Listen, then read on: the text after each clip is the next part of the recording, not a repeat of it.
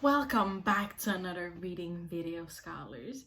I hope you did all your work for yesterday and that you are ready to tackle on today's work, all right?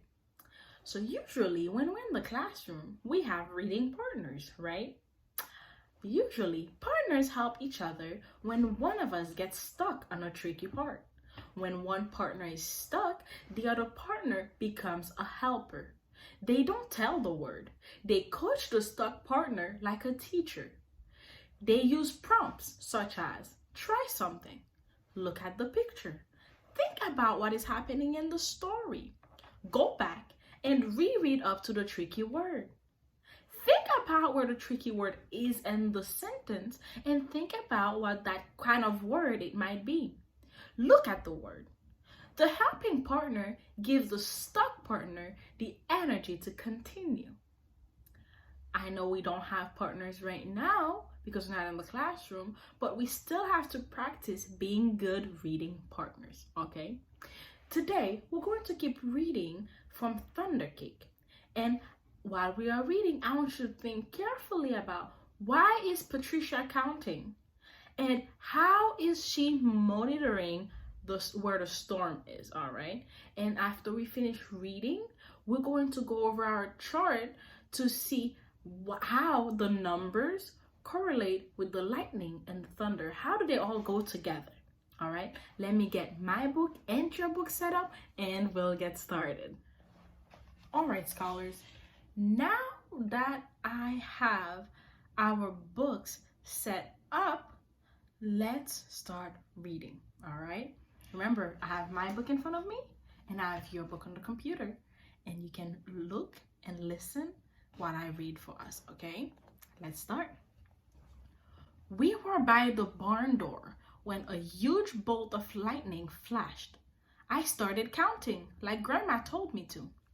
1, 2, 3, 4, 5, 6, 7, 8, 9, 10. Then the thunder roared. 10 miles.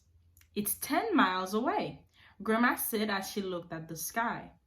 About an hour away, I'd say. You'll have to hurry, child. Gather them eggs careful like, she said. Eggs from mean old Nellie Peckhan. I was scared. I knew she would try to peck me. I'm here. She won't hurt you. Just get them eggs, Grandma said softly. The lightning flashed again. 1, 2, 3, 4, 5, 6, 7, 8, 9. I counted. 9 miles, Grandma reminded me. Milk was next. Milk from old Kick Cow. As Grandma milked her, Kick Cow turned and looked mean right at me. I was scared. She looked so big. Zip went the lightning. 1, 2, 3, 4, 5, 6, 7, 8. I counted. Ba-boom went the thunder. 8 miles, child, Grandma croaked. Now we have to get chocolate and sugar and flour from the dry shed. I was scared as we walked down the path from the farmhouse through Tangleweed Woods to the dry shed. Suddenly, the lightning slit the sky.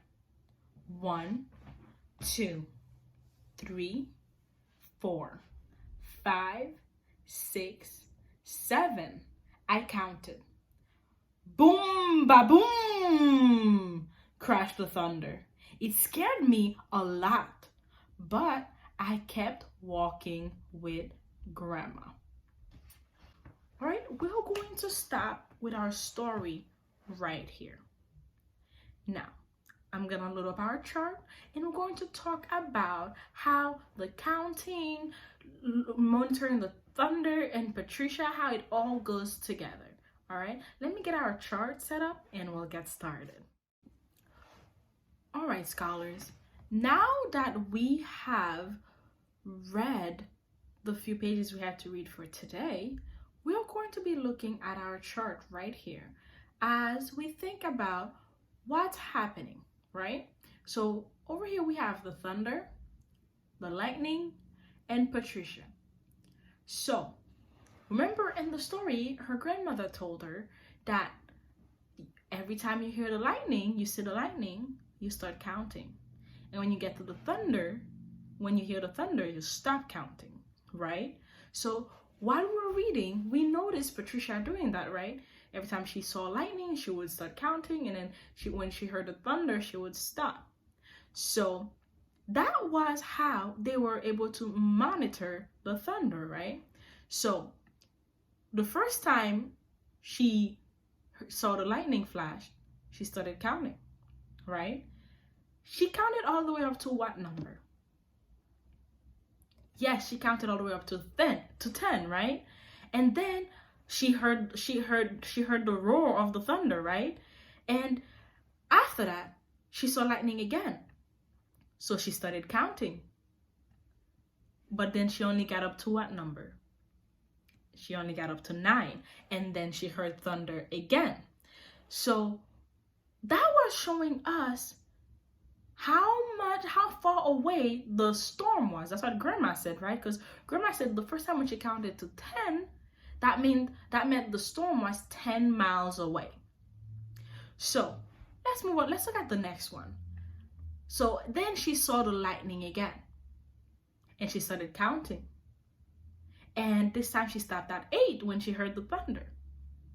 So all that is showing us, it's helping us to understand how the storm is getting bigger and louder, right? So the closer the storm gets, the less she counted. So her counts were becoming shorter and shorter. And that was helping her monitor how close the storm was. Because if we look at the next one, she counted up to 7 when she saw the lightning, and the thunder came boom, boom, boom. If you look at how they are writing as well. So at first they just roared, then it was loud, then it got louder, and then louder. So that tells us the closer the storm gets, the louder it becomes, right? And then as she counts, she got to 6. Then the storm was a little bit closer. Then she got to 5, and the storm came a little bit closer. And all the way till she couldn't even count anymore. Then when she counted to 3, and the storm was right there, it felt like it was outside her window, right? So that's why she's counting. As her numbers get smaller, the storm gets closer, right? So if she had to count to 20, that means the storm would have been really far away. But she could only count to 10.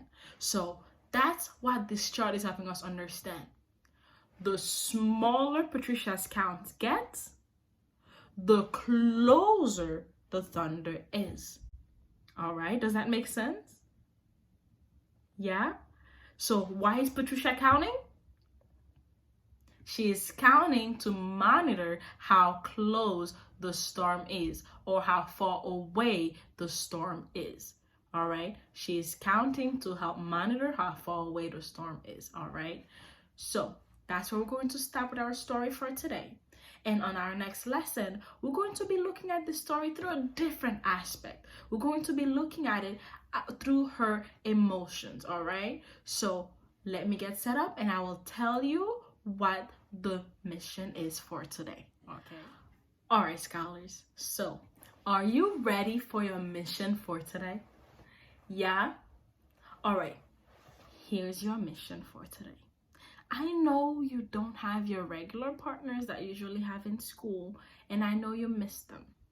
But your mission for today, since you came up with your partners from school, I want you to practice being a good partner while you are reading on RazKids today with whoever's at home. All right? So you're going to read with whoever's at home, and you're going to listen, and you're going to practice being a good reading partner by doing what we spoke about in the beginning. Remember, you're not telling them the word. You are practicing being a guide, being like a teacher, being like me or Miss Hossert or Miss Kitchens. All right. So practice being a good reading partner. All right. That's your mission for today. So are you ready? Yeah. All right. Get ready. Get set. Go.